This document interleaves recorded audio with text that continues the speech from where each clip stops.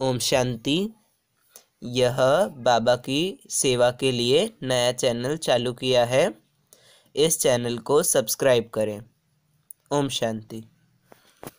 ओम शांति।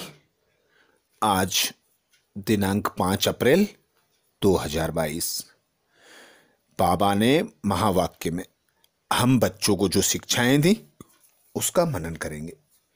बाबा बोले, मीठे बच्चे, बाप, टीचर और सदगुरु तीनों ही परम प्रिय हैं, तीनों ही एक हैं, तो याद करना भी सहज होना चाहिए। बाप, टीचर, सदगुरु तीनों ही परम प्रिय हैं, तीनों ही एक हैं, तो याद करना भी सहज होना चाहिए। अर्थात हम देखते हैं लौकिक में बाप अलग होता है, बाप का नाम अलग होता है, टीचर अलग होता है, टीचर का नाम अलग होता है, और गुरु अलग होता है, गुरु का नाम अलग होता है। पर जो हमें इस संगम युग पर मिला है, जो हमारा बाप भी है, टीचर भी है और सदगुरु भी है, वह हर संबंध से हमें प्राप्त होता है और खुद आकर कहते हैं कि मुझे हर संबंध से याद करो, सदा मेरे साथ रहो। तो बाबा कहते कि तीन नाम अलग अलग याद करना, तीन चेहरे अलग अलग याद करना तो कठिनाई होती है। पर तुम बच्चों का तो एक ही बाप है, निराकार बिंदु पिता परमात्मा शिव, जिसका नाम सदा शिव है। तो एक ही नाम शिव है, स्वरूप निराकार है, परम धाम का रहने वाला है, वही हमारा बाप, टीचर, सदगुरु बनकर आता है। तो ऐसे पिता परमात्मा की याद कितनी सहज होनी चाहिए। फिर भी बच्चे कहते हैं भूल जाते हैं।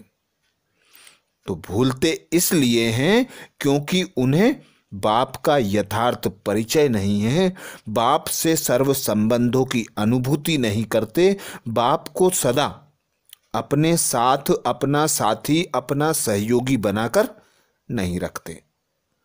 तो एक बाप निराकार परमात्मा शिव हम बच्चों का बाप, टीचर, सदगुरु बनकर आता है।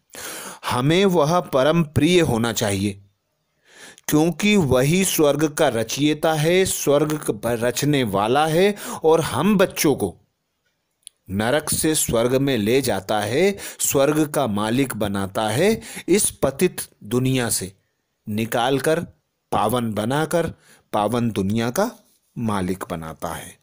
तो ऐसे ही बाप को याद भी सहज रीति करना चाहिए। प्रश्न किया बाबा ने, इस कलयुग में सदा जवान कौन रहते हैं और कैसे? इस कलयुग में सदा जवान कौन रहते हैं और कैसे? तो उत्तर दिया बाबा ने, यहां रावण विकार सदा जवान रहता है।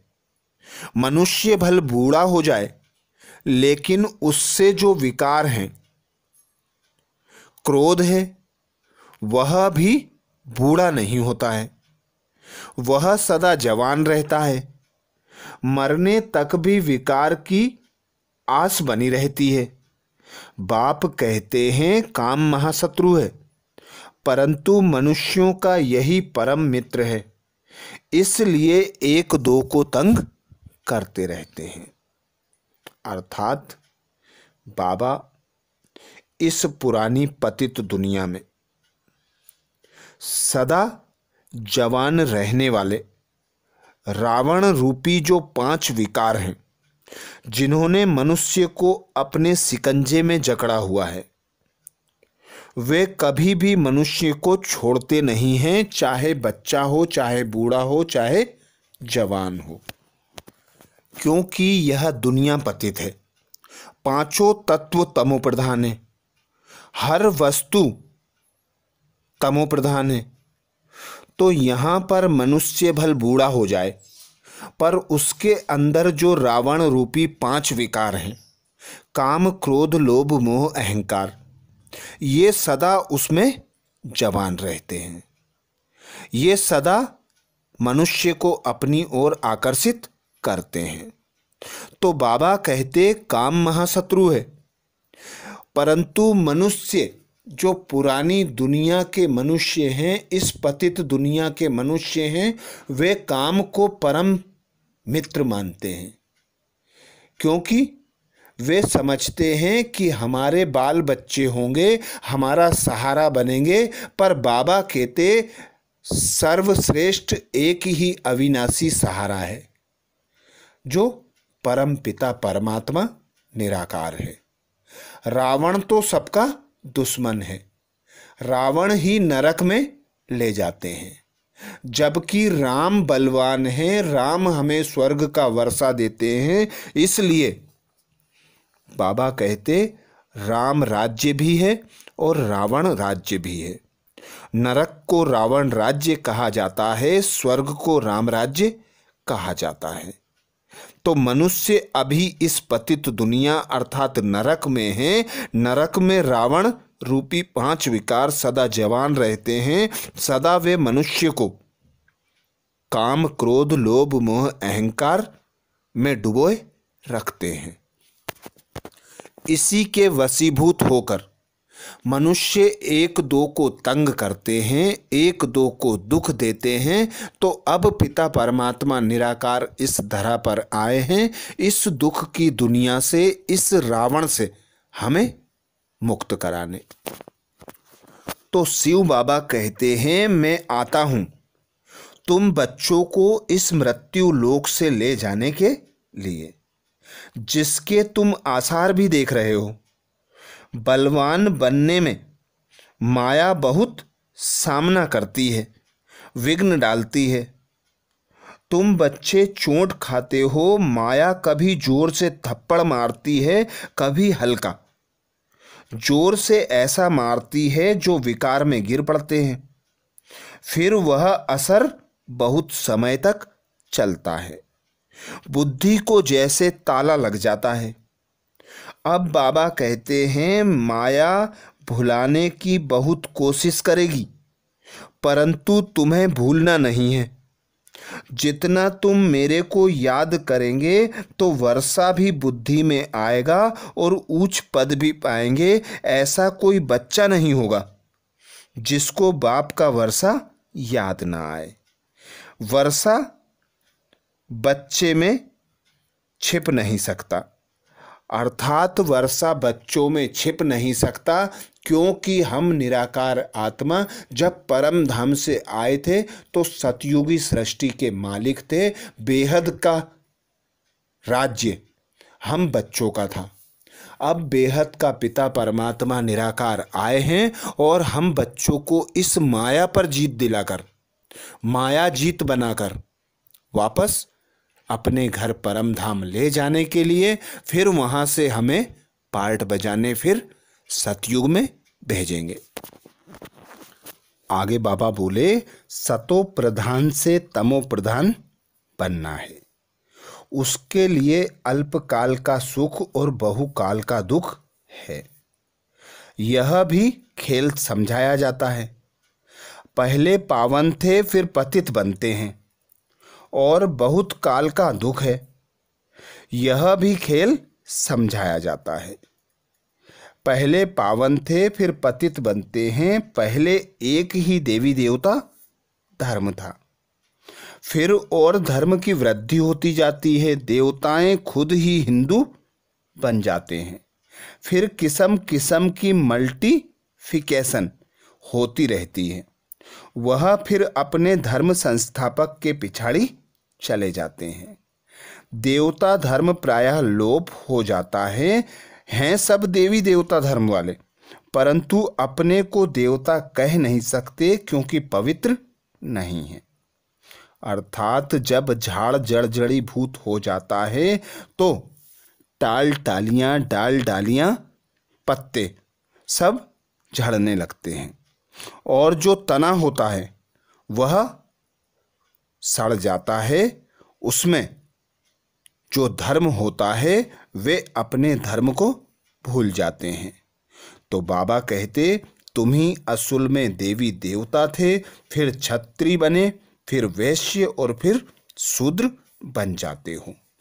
अभी बाबा एडॉप्ट कर ब्राह्मण बनाते हैं, सो फिर ब्राह्मण से फरिश्ता और फिर देवता धर्म में चले जाएंगे।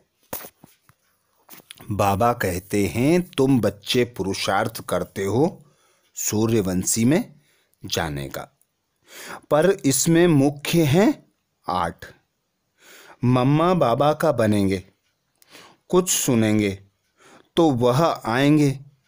प्रदर्शनी में तो ढेर आते हैं, उनमें से कोई निकलते हैं जो अच्छी रीति पुरुषार्थ करते हैं। पहले पहले बाप का परिचय जरूर होना चाहिए, फिर करके कोई लिंग रूप कहते हैं, कोई ज्योति स्वरूप कहते हैं। बाप समझने में ब्रह्मा जो महतत्व है उसको फिर भगवान कह देते हैं। तो बाबा कहते, ब्रह्म महतत्व कोई भगवान नहीं है, परम पिता परमात्मा तो नॉलेजफुल है, ब्रह्मा नॉलेजफुल थोड़े ही है। तुम पूछते हो तो आत्मा का रूप क्या है, तो लिंग कह देते हैं, क्योंकि लिंग रूप की ही पूजा होती है। स्टार की पूजा तो कहाँ होती नहीं, ना जानने कारण फिर कुछ ना कुछ बना देते हैं। टिक्कर बित्तर सब में भगवान कह देते हैं। बाप समझाते हैं, आत्मा तो स्टार है, आत्माओं का इकट्ठा झुंड भी देख सकते हैं। जब सभी आत्माएं वापिस जाएंगी तो बड़ा झुंड होगा ना, उनको कहा जाता है सूक्ष्म से भी सूक्ष्म।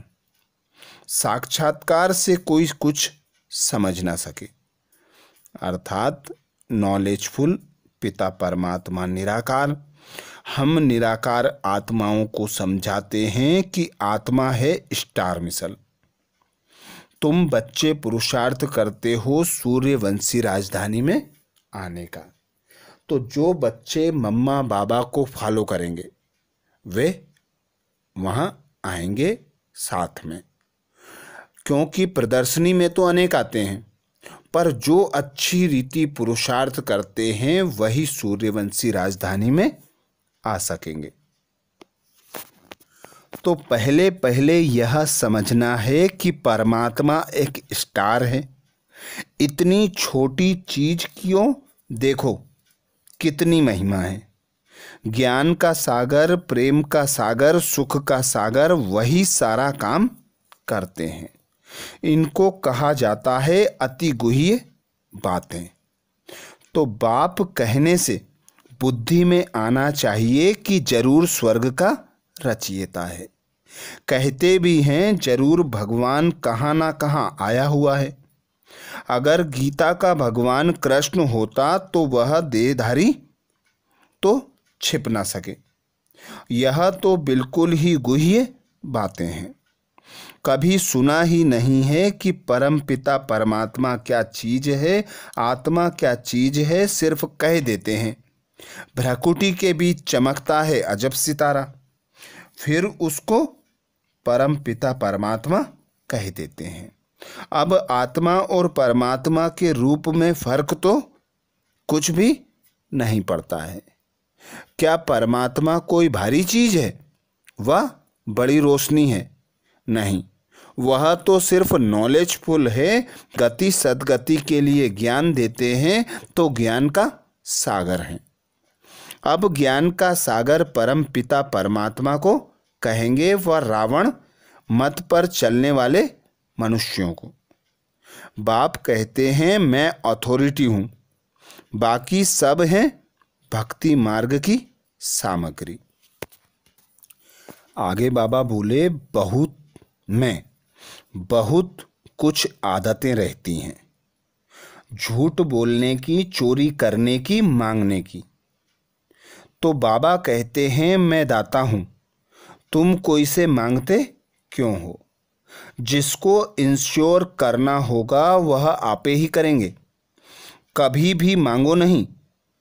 आज बाबा का जन्मदिन है, कुछ तो भेजें, ऐसे मांगो नहीं। समझना है, इंश्योर करना है तो भल करो। भक्ति मार्ग में मनुष्य अपने को इंश्योर करते हैं ईश्वर के पास, जिसको दान कहा जाता है, उसका फल भी बाप देते हैं। वह है हद का इंश्योर, यह है बेहद का। भक्ति मार्ग में कहते आए हैं, हे परम पिता परमात्मा ने यह भक्ति का फल दिया है। साहूकार होगा तो कहेगा यह पास्ट कर्मों का फल मिला है। कोई गरीब है क्योंकि इंश्योर नहीं किया है इसलिए धन नहीं मिलता। बाप कहते हैं मेरे पास ही सब इंश्योर करते हैं। कहते हैं यह भगवान ने दिया है। भक्ति मार्ग में तुम इंश्योर करते हो हद का, अब डायरेक्ट बेहद का इंश्योर करते हो। माता पिता ने देखो इंश्योर किया है तो बाबा कितना रिटर्न देते हैं। कन्या के पास तो पैसा होता नहीं, वह फिर इस सर्विस में लग जाए तो सबसे ऊंचा जा सकती है। मम्मा ने कुछ भी नहीं इंश्योर किया, हाँ शरीर इस सर्विस में दे दिया तो कितना ऊंचा पद पाती है। आत्मा जानती है मैं इस शरीर से बेहद के बाप की सेवा कर रही हूँ। जगत अम्बा का कितना बड़ा मर्तबा है। जगत अम्बा ज्ञान ज्ञानेश्वरी फिर वही राज राजेश्वरी बनती है। यह सब कुछ बातें बाबा कहते तुम बच्चे ही जानते हो। आज बाबा ने हम बच्चों को वरदान दिया। वरदान में बाबा बोले सदा हर कर्म में रूहानी नशे का अनुभव करने और कराने वाले खुशनसीब भव। सदा हर कर्म में रूहानी नशे का अनुभव करने और कराने वाले खुशनसीब भव। तो बाबा कहते हैं संगम युग पर तुम बच्चे ऐसे खुशनसीब बच्चे हो जिनका नाम भगवान की डिक्शनरी में है। तुम बेहद का मालिक बनते हो। तुम रचयिता पिता की संतान हो तो तुम स्वर्ग की राजाई लेते हो। तुम बाप के बच्चे बन बाप के दिल तख्त पर राज करते हो। अतीन्द्रिय सुख की अनुभूति करते हो। सर्व खजानों की प्राप्तियां तुम्हें भगवान से होती हैं। तो इस नशे के आधार पर अतीन्द्रिय सुख का अनुभव कर हर आत्मा को इसी नशे का अनुभव करो और कराओ तो खुशनसीब बन जाएंगे। स्लोगन में बाबा बोले साधनों को सेवा प्रति यूज करो तो आराम पसंद बनने के लिए नहीं। साधनों को सेवा प्रति यूज करो आराम पसंद बनने के लिए नहीं। बाबा हम बच्चों को यह जो मर्जीवा जन्म देते हैं, इस जन्म में जो भी सुख सुविधा के साधन मिलते हैं, जो भी पिता परमात्मा से खजाने मिलते हैं, सभी विश्व कल्याण अर्थ मिलते हैं, सेवा के लिए प्राप्त होते हैं। पर बाबा कहते आराम पसंद बनने के लिए नहीं उनका यूज करो, नहीं तो आसक्ति होगी, आकर्षण होगा, भारीपन होगा, इच्छाएं जागृत होंगी, मनोकामनाएं जागृत होंगी, जिससे उपराम रहने के लिए सदा इस देह से इन विनाशी सुख सुविधा के साधनों से न्यारे और प्यारे रहकर सदा यही स्मृति रखो कि मैं निमित्त आत्मा हूँ। ये जो भी सुख सुविधा के साधन मिले हैं, जो भी खजाने मिले हैं, पिता परमात्मा के कार्य के लिए मिले हुए हैं, अर्थात सेवा अर्थ मिले हुए हैं। तो ये थे बाबा के महावाक्य। अच्छा, ओम शांति।